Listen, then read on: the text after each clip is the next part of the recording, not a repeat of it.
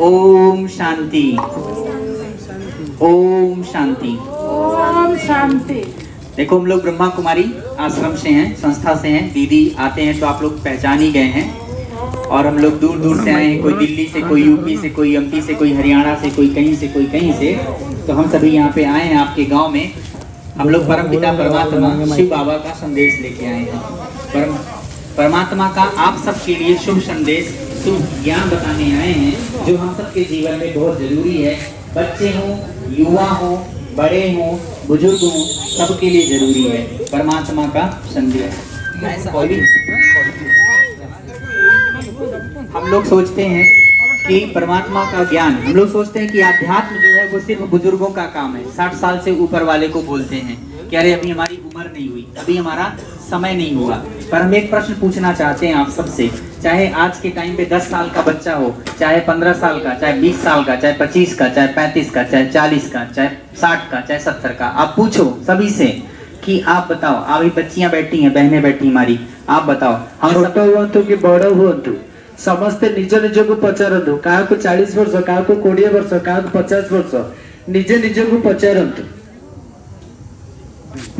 तो मैं अपनी बहनों से भी पूछना चाहता हूँ, हम सबको आज के समय में मानसिक चिंता होती है, मानसिक टेंशन होती है कि नहीं होती है? सभी भाई बहनों को पूछता हूँ कि सभी भाई बहन मान को पचारुची हमको मानसिक चिंता होची ना नहीं? होती है कि नहीं होती? होती ना, हम सबको होती है। हम 15 साल के हो गए, हाई स्कूल में पहुंच गए, टेंशन उसी दिन स्टार्ट हो जाती है। भले हमें 15 वर्ष रही हाई स्कूल में पढ़ुचे, हमको चिंता आसुची पास होंगे कि नहीं पास होंगे। गणपति बब्बा को लड्डू चढ़ाना शुरू कर देते हैं, हनुमान जी को लड्डू चढ़ाना शुरू कर देते हैं। पास हबार गोटे चिंता, परीक्षा रे पास हबार चिंता। तेणु आम भगवान पाखे लड्डू चलाउछंती एवं फूलमाल हार चढ़ाउछंती। 20-21 तक पहुंचते हैं तो नौकरी की टेंशन स्टार्ट हो जाती है, लगेगी नहीं लगेगी, ये होगा वो होगा। फिर उसके बाद शादी, फिर परिवार, फिर दुनियादारी, फिर टेंशन, फिर बीमारी, फिर मतलब संसार की समस्याएं खत्म नहीं होती और हमारी चिंताएं खत्म नहीं होती। तो हमारे जेतिक बयस हेले मध्य बड़ हेले चाकरी रो चिंता, ताठू बड़ हेले संसार रो चिंता आदि आदि। जेते हमें हमर बयस बढ़ुची तो हमर दुख अशांति तार मध्य बढ़ी बढ़ी चली। तो हम सब कहने का अर्थ ये है कि हम सब के जीवन में आज के समय में मानसिक चिंता, परेशानी, उदासी, रोग शोक, समस्याएं नाना प्रकार की हैं। विशेषकर हम मानकर मानसिक दुश्चिंता, रोग व्याधि आदि नाना प्रकार चिंता रहुची। जैसे आजकल आप समाचार में सुनते होगे, टीवी में कहीं पे भी देखते होगे कि बड़े बड़े वीआईपी, बड़े बड़े कोई महात्मा हो गए, उन्होंने कोई ऐसे क्या कहें, मतलब अपनी जीवन को खत्म कर दिया। बड़े बड़े एक्टर हैं, बड़े बड़े फिल्मी दुनिया के सितारे हैं, उन्होंने अपने जीवन को खत्म कर दिया। आप सुनते होंगे दुनिया में कि कम उम्र के थे, सक्सेस थे, करोड़पति थे, सब कुछ था, लेकिन फिर भी उन्होंने अपने जीवन को समाप्त कर दिया। एमती भी हमें देखुचे को बड़ बड़ लोक माने अछंती जो माने निज जीवन में अधिक सफल प्राप्त कर सारछंती, किंतु से माने निज जीवन को हरई बसछंती।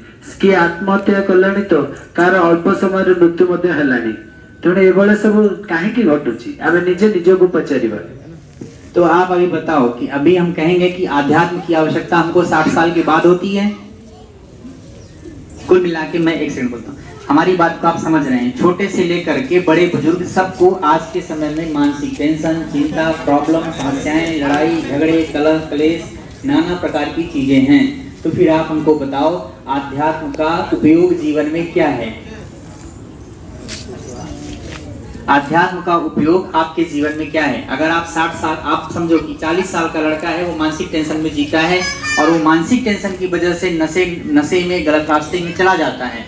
और अगर आप ये बोलते हो कि आध्यात्म का उपयोग 60 साल के बाद है, तो फिर आध्यात्म का महत्व ही क्या रहा जीवन में? गीता को कहते हैं कि सर्व समस्याओं की समाधान अगर जीवन में कहीं भी नहीं मिलता तो आप गीता पढ़ो। गीता का मतलब ये है कि वो आध्यात्मिक पुस्तक है, आध्यात्म का ज्ञान देती है। गीता किसका ज्ञान देती है? आध्यात्म का ज्ञान देती है। गीता किसका ज्ञान देती है बहनों? आध्यात्म का देती है ना।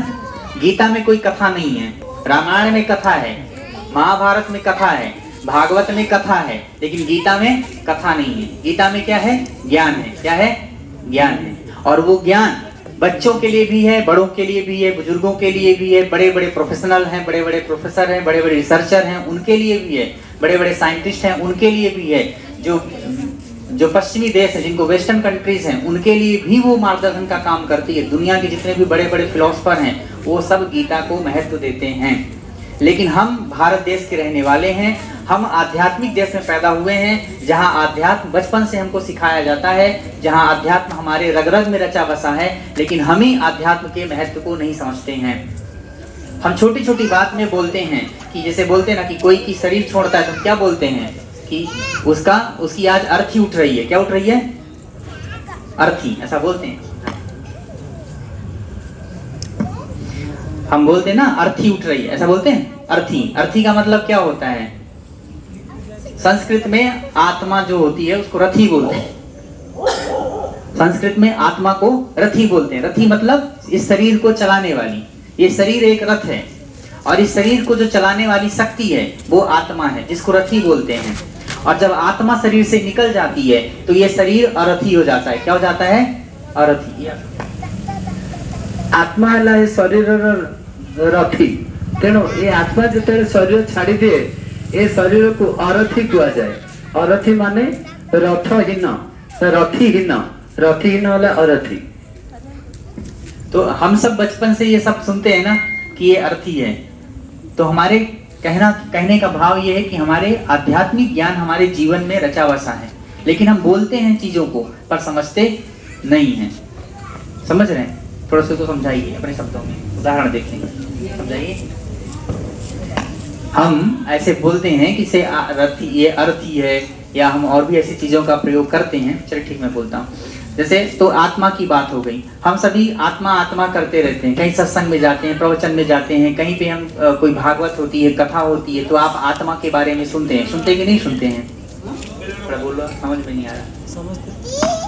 समझते शुणुचंदी ना नहीं? आमे प्रत्येक स्थान रे आत्मार शब्द प्रयोग करूचे। आत्मा से भी आत्मा, आत्मा शरीर थिला, एबे शरीर आत्मा पळेई गला, उड़ी गला, तेणु से आत्मा शब्द हमें समझते सुनिचे। तो हम ये कहना चाहते हैं कि हम सबके जीवन में आध्यात्म का बहुत महत्व है। और आध्यात्म की जो अर्थ होता है वो क्या होता है? आध्यात्म अर्थात आत्मा का अध्ययन। क्या होता है? आत्मा का अध्ययन, आत्मा को जानना। तो हम सभी मनुष्य जीवन में हैं, हम सभी संसार में कहते हैं सभी प्राणियों में सबसे बुद्धिमान कौन होता है? मनुष्य होता है। सबसे ज्यादा बुद्धि, विवेक, ज्ञान किसके पास है? मनुष्य के पास है। तो हम सबको इतना समझना चाहिए। हमारे पास ज्यादा समय नहीं, हम 60 में अपनी बात खत्म करेंगे फिर, क्योंकि अंधेरा होगा, कार्यक्रम समाप्त करना भी है। तो जैसा ही बनेगा। तो मैं इतना बात समझा देता हूँ कि देखो, हम सभी आत्मा हैं और हमारा शरीर है। शरीर के लिए हम पूरा जीवन देते हैं, लेकिन आत्मा को हम नहीं समझते हैं। जब शरीर छूट जाता है तब हम बोलते हैं कि जब शरीर छूट जाएगा तो हमारा बालक जो होगा वो दान करेगा, पुण्य करेगा, कर्मकांड करेगा, भागवत सुनेगा, तो आत्मा को, पिताजी की आत्मा को मुक्ति मिलेगी। ऐसा बोलते ही नहीं बोलते हैं? पिताजी की आत्मा को मुक्ति कौन देता है? बेटा देता है। कौन देता है? बेटा देता है। तो मैं ये पूछना चाहता हूँ कि फिर पिताजी पूरा जीवन क्या कर रहे थे? बताओ आप। जब पूछो, एक लाइन में पिताजी की आत्मा को मुक्ति लड़का देता है। तो एक्चुअली जेतेबेले बापा मरी जाती सेतेबेले कहती पुत्र पुओ बापा को मुक्ति देव, ताहले बापा बंचिला जाक निजे कौन करुथिले तांको जीवन रे? समझ रहे हैं बात को? तो पिता पूछना था पिताजी क्या कर रहे थे? 70 साल पिताजी जिए, 60 साल जिए, 70 साल जिए, तो पिताजी ने क्या किया? मतलब कहने का भाव कि हम जिए, हमको 60 साल मिले, 70 साल मिले, लेकिन हमने किसके लिए जिया? सिर्फ अपने सांसारिक कार्यों को पूरा किया। तार अर्थ होची आमे 70 वर्ष बंचिले, किंतु आमे कहा पाए बंचिले, कोन पाए बंचिले? हमर संसार पाए बंचिले, हमर घर लोक पाए बंचिले, किंतु आमे निज पाए निजे बंचिलेनी। आम पुओ जदि हमको मुक्ति देव ताहले आमे आम जीवन को काहे मुक्ति दे परिबानी? तार रहस्य होची एटा।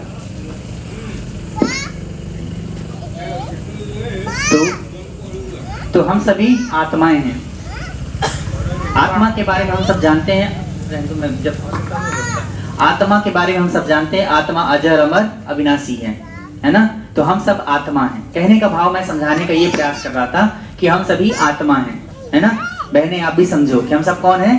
आत्माएं हैं। जब हमने जन्म लिया, छोटे से थे, हमारा कोई नाम नहीं था, माँ बाप ने हमारा नाम रखा, फिर हम बड़े हुए और हमारा उसी नाम, वो नाम हमारा चलता आता है। इसका मतलब हम बिना नाम के पहले भी थे, है ना, और नाम है तो भी हैं, और एक दिन शरीर छोड़ देंगे, उसके बाद भी हम रहेंगे, क्योंकि शरीर छूटने के बाद भी, आपके जाने के साल भर बाद, 2 साल बाद भी आपको, अभी श्राद्ध का महीना स्टार्ट होगा ना, अभी 2 दिन बाद से, तो फिर आप पितरों को श्राद्ध करते हैं, करते नहीं करते हैं? तो किसको करते हैं? आत्मा को करते हैं ना, आत्मा को करते हैं ना। तो सारा खेल किसका है? आत्मा का है। किसका है? आत्मा का। ये बड़ों को भी जरूरी है, बच्चों को भी जरूरी, बुजुर्गों को भी जरूरी है कि आप समझिए कि आप सब आत्मा हैं, और आत्मा जैसा कर्म करती है, अच्छा करती है, बुरा करती है, जैसा वो कर्म करती है, उस कर्म के आधार पर वो सुख और दुख भोगती है। तो जब हम बुरे कर्म करते हैं, जब हम बुरे कर्म करते हैं, बच्चों को भी समझा रहे हैं, अपनी बहनों को भी, और बड़ों को भी, इधर भी सबको सभी ग्रामवासियों को समझा रहे हैं कि जब हम बुरे कर्म करते हैं, जब हम किसी को गाली देते हैं, छल कपट बेईमानी कोई भी काम करते हैं, तब हम भगवान को याद नहीं करते, क्योंकि अगर उस वक्त हम भगवान को याद करें तो हम कोई भी गलत काम नहीं करेंगे। उस वक्त हम भगवान को याद नहीं करते, लेकिन जब हम गलत काम करते जाते हैं और वो इकट्ठा होता जाता है, पाप का घड़ा भरता जाता है, और एक दिन जब दुख का पहाड़ टूट पड़ता है, तब हम भगवान के शरण में जाते हैं, और फिर हम नाना प्रकार की भक्ति करते हैं, और हम सोचते हैं कि भगवान हमारे पापों से हमको मुक्त कर दे।